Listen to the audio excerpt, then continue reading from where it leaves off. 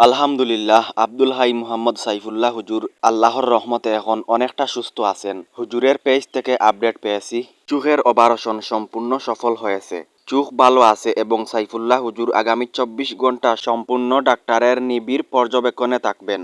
হুজুরের পেজ থেকে আপডেট এসেছে, আল্লাহ তাআলা আমাদের একটি বড় বিপদ ও সাংঘাতিক দুর্ঘটনা থেকে হেফাজত করেছেন।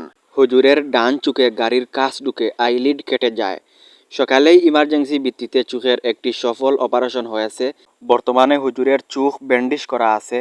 প্রচণ্ড শরীর দুর্বল এবং মাথা ভার লাগছে। আগামী 24 ঘন্টা পর্যন্ত ডাক্তারগণ হুজুরকে নিবিড় পর্যবেক্ষণে রেখেছেন। হুজুর এখন আলহামদুলিল্লাহ অনেকটা ভালো আছেন।